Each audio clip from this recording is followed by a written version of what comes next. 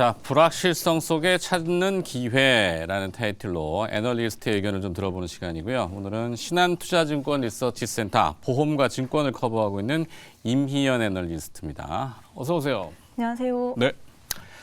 자, 찬바람 불면 회당주 이렇게 상식적으로 의례적으로 표현을 많이 하는데 대표적인 배당주로 꼽히는 보험주가 최근에 주가가 좀 부진해요. 이유가 있나요?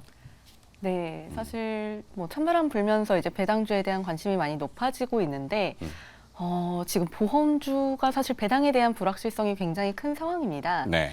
이제 상법 시행령도 이제 개정이 되어야 되는데 아직까지는 입법 예고만 된 상황이고, 그리고 현실적으로 저희가 이제 배당주가 이제 가치주를 접근할 때에는 안정적인 이익과 이를 기반으로 한 배당의 예측 가능성이 생겨야 되는데, 최근에 보험주 같은 경우에는 이 이익의 예측 가능성이 굉장히 낮아진 상황이거든요. 이게 아무래도 회계제도가 새로 바뀌면서 이에 따른 이제 파급 효과라고 좀 보시면 되실 것 같은데, 사실 지금 단기적으로는 불확실성이 기대감보다는 조금 큰 상황이라서 좀 상대적으로 지금 주가 퍼포먼스가 좀 저조한 상황으로 저는 보고 있습니다. 네. 과거의 보험주 흐름을 분석해 보니까 뭐 금리하고 이 자기자본이익률 ROE, 그다음에 주가 순자산가치 PBR 이런 상관관계에 대해서 설명을 좀 해주실 수 있을까요? 네, 사실 이제 뭐 금융주 같은 경우에는 제일 이제 중요한 지표가 뭐 ROE하고 이제 PBR 그 두 가지라고 보시면 되실 것 같은데, 결국에는 이 자본의 규모가 굉장히 중요합니다. 네. 일반적으로 금융회사 같은 경우에는 자본이 많으면 많을수록 사실상 이제 더 공격적인 영업을 할 수가 있고, 이제 뭐 리스크 테이킹을 더 많이 할 수 있다는 거죠. 이제 좀 더 이제 보험 계약을 더 많이 인수도 할 수 있고, 자산 운용을 할 때에도 조금 더 리스키한 자산을 담을 수 있고, 그리고 만약에 기회가 된다면은 M&A까지도 좀 이제 기회를 모색해 볼 수 있는 그런 이제 가장 중요한 이제 지표라고 보시면 되실 것 같은데, 이 보험사들 같은 경우에는 과거에 IFRS4를 적용했었을 당시에 그 자산은 시가로 평가하고 부채는 원가로 평가하기 때문에 자본이 왜곡이 되는 현상이 있었어요. 그래서 금리가 올라가면은 아이러니하게도 자본은 줄어들고 금리가 내려가면은 자본은 늘어나고 그런 이제 형태가 있었는데, 사실 지난 10년 동안 금리가 지속적으로 하향 안정화됐었죠. 네. 그러면서 원래는 이제 보험사들의 이제 자본이 줄어들었어야 하는데, 이 가지고 있는 채권들을 다 이제 그 매도 가능 채권으로 분류를 하면서 오히려 채권 평가 이익이 잡히고 자본이 늘어나서, 그래서 이제 ROE가 오히려 좀 이제 빠지는 그런 현상들이 좀 나타났었던 그런 좀 이제 경향이 있었습니다. 그게 저금리의 함정이라고 표현을 하시군요. 네, 네. 그렇다면 규제하고 영업 환경에 따라서 이 생명보험사하고 손해보험사의 주가도 또 엇갈린다고 하는데, 이건 또 어떤 내용인가요? 지금 뭐 생보사하고 손보사하고 주가가 좀 이제 엇갈리고 있는 부분이 있습니다. 그러니까 이제 뭐 생명보험사 같은 경우에는 지금 이제 아무래도 IFRS 17의 도입에 따른 영향이 좀 이제 아무래도 그 영향이 좀 클 것으로 저희는 그 예상을 하고 있어요. 자본 관련된 이제 적정성이 좀 아무래도 손해보험사보다는 조금 이제 낮기 때문에 이러한 부분에 대한 불확실성이 지금 생보사들은 조금 여전히 남아 있는 상황이고, 손해보험사들은 그에 반해서 훨씬 더 펀더멘털이 좀 안정적인 상황이라고 지금 봐주시면 좋을 것 같아요. 지금 뭐 손보사들 같은 경우에는 어떻게 보면은 지금 이제 뭐 기존에도 자본 적정성이 좋았고 이익도 잘 나왔는데 IFRS 17의 순기능 효과로 오히려 보험 손익 같은 경우에는 안정성을 찾아가고 있는 그런 국면이라고 봐주시면 되실 것 같아요. 아무래도 이제 뭐 시장에서의 선호도는 생명보험보다는 손해보험이 조금 더 높은 편이고요. 네. 그러면은 또 하나의 그 이슈로 메르스라든지 코로나 팬데믹 같은 이런 글로벌리한 전염병의 유행은 보험사에는 어떤 영향을 또 주나요? 일반적으로 이제 뭐 그 저희가 전염병이 많이 걸리면은 아무래도 사람들이 많이 아프니까 그렇죠. 손해율이 상승하고 보험사들이 안 좋을 거라고 많이들 예상을 하시는데요. 실질적으로는 반대입니다. 왜냐하면 전염병 때문에 건강 관리에 대한 관심도 많이 높아지고, 그렇죠. 그리고 좀 이제 뭐 사회적 거리두기 이런 것들 하면서 오히려 이제 그 정말 이제 그 유행인 전염병 같은 경우에는 빠르게 확산이 되지만 일반적인 그런 이제 질병에 대한 감염은 많이 줄어들기 때문에 오히려 병원 내원 횟수가 줄어들고 보험금 청구가 줄어들어서 그래서 손해율이 개선이 되고 오히려 보험사들은 좀 좋아집니다. 음. 네.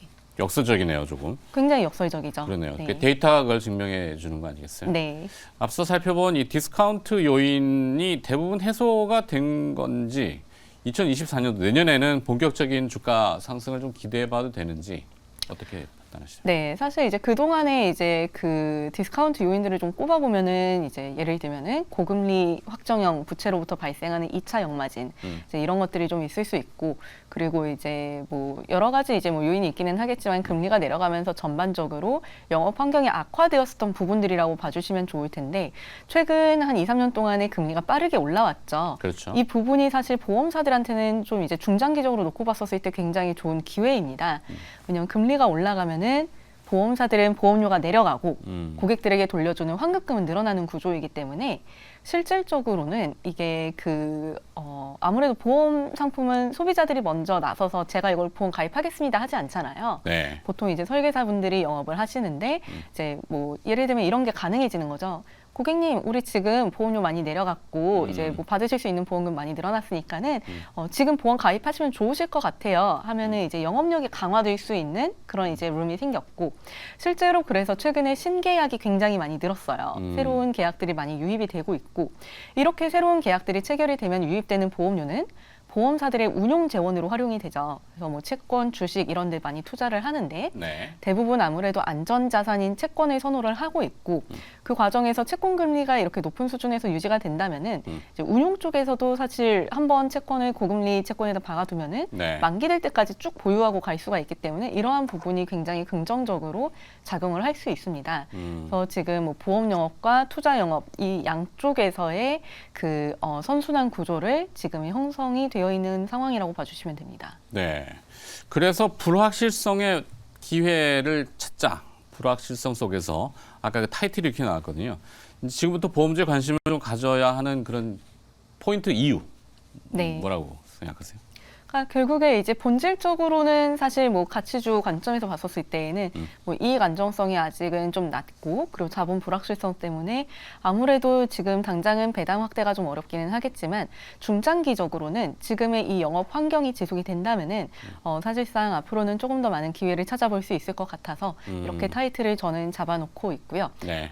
그래서 이제 뭐 단기적으로는 말씀드린 이런 불확실성이 조금 더 주가에는 먼저 이제 반영이 되겠지만 중장기적으로는 이러한 안정적인 영업 환경에서 제고되는 기초 이익 체력으로 인해서 앞으로는 이익 안정성 확보할 수 있을 것으로 예상을 하고 있습니다. 사실 뭐 규제 환경 같은 경우에는 보험사들이 나서서 어떻게 뭔가를 개선을 시킬 수 있는 방법은 없어요. 이거는 시간이 지나면은 자연스럽게 해결이 되는 부분이 있기 때문에 조금 중장기적인 관점에서 접근을 하셔도 괜찮으실 것 같고요.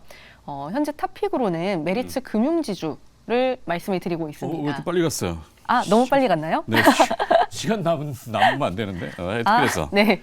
저희가 몇 분에 끝이죠? 저희가 한 50분까지는 코너인데 네. 아, 8분 네. 동안 다른 얘기해야 된단 말이에요. 아니에요.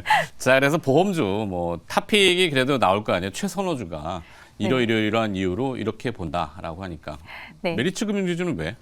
메리츠 금융지주가 정말 너무 좋은 회사예요. 이 알짜? 회사는 엄청난 알짜죠. 네, 이익 잘 내고. 네, 이익도 잘 나오고요. 연간 순이익이 한 2조 원 정도씩 꾸준하게 나올 수 있는 회사입니다. 크게 자회사 사고만 안 치면. 맞습니다. 자회사가 이제 메리츠 화재 그리고 네. 메리츠 증권 두 군데가 있는데요. 메리츠 화재에서 연간 한 1.4조 원 그리고 메리츠 증권에서 한 6천억 정도 이렇게 벌어들이는 회사라고 보시면 되시는데 네. 이 회사를 아마 최근 한 2년 동안 굉장히 많이 들어보셨을 거예요. 뭐 메리츠 화재가 있고 메리츠 증권이 있는데 어느 날부터 갑자기 뭐 배당을 앞으로는 이제 줄이겠다 하더니 갑자기 3사 이제 뭐 주식 교환을 한대 하면서 포괄적 주식 교환을 하면서 메리츠 화재와 메리츠 증권의 주식을 메리츠 금융지주에 주식하고 교환을 시키면서 뭐 이렇게 복잡해졌군요. 화재와 증권이 상장 폐지가 되고 이제 메리츠 금융지주 하나가 남았어요. 아, 그래요? 네. 그렇구나. 그러네. 근데 이런 회사가 없어요. 보통 이제 계열사가 돈을 잘 벌면은 이제 쪼개기 상장을 하면서 그렇죠. 사실 여러 회사들이 더블 나오는데 카운팅이 되니까 우리나라는. 그렇죠. 네. 근데 이 회사는 반대로 한 겁니다. 음. 오히려 알짜배기 이 자회사들을 완전 자회사화 시키고 지주 한 군데만 상장에 남겨둔 그런 이제 상황인데 이 회사가 이렇게 포괄적 주식 교환을 발표를 하면서 굉장히 파격적인 주주환원 정책을 발표를 했습니다. 네. 연간 순이익에서 앞으로는 50%를 주주환원에 활용을 하겠다라는 거고요. 배당률까지는 아닌데 그래도 환원 정책에 이익에 벌어진 반은 돌려주겠다. 뭐 이렇게? 맞습니다. 그러면 이게 뭐 그 자사주 매입과 소각이 될 수도 있고 혹은 말씀하신 현금 배당이 될 수도 있는데 네. 지금 이 회사 같은 경우에는 PER이 한 뭐 5배 정도밖에 되지 않아요.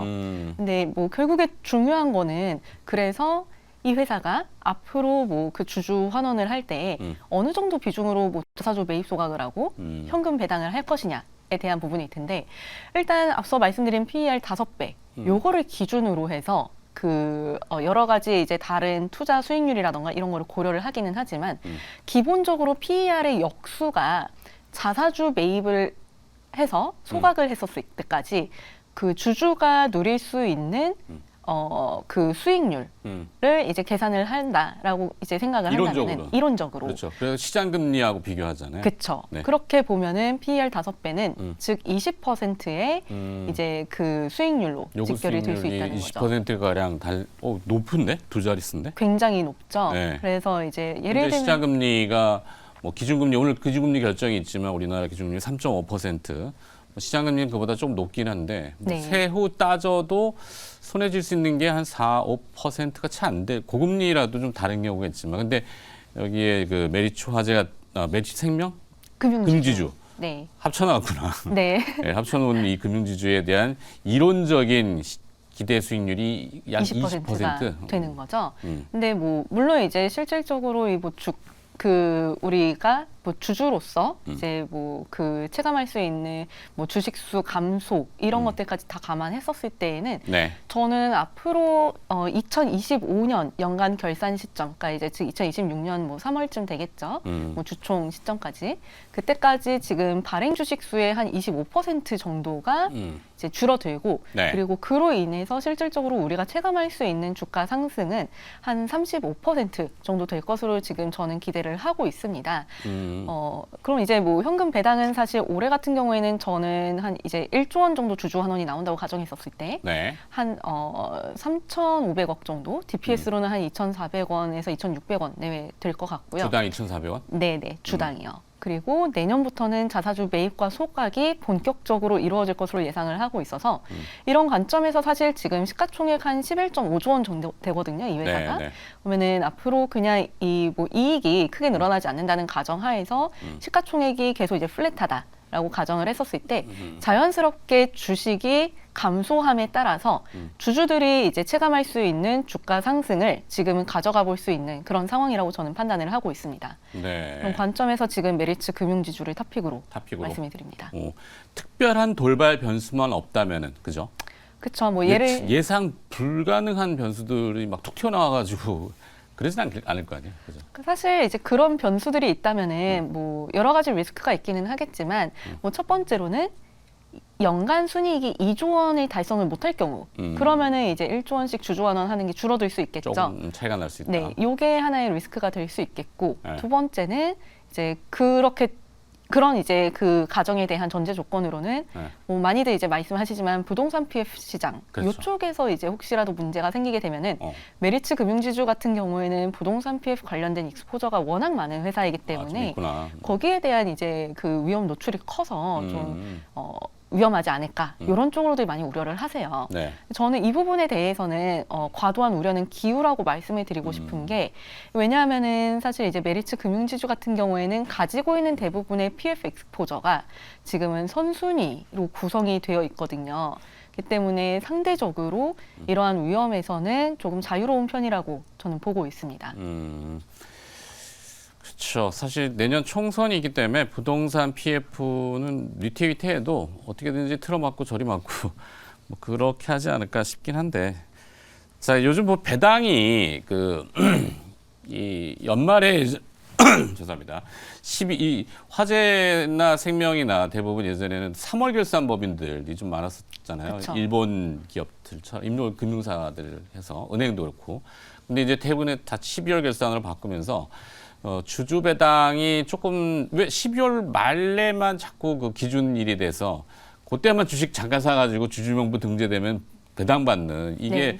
좀 불합리하다 그래서 분기 배당을 쪼개가지고 많이 하는 경향도 있단 말이에요. 이 메리츠 금융지주는 어떻게 돼요? 한 번에 주나? 이 회사는 분기 배당은 하지 않고 어. 한 번에 주고요. 괜찮네, 그것은. 네.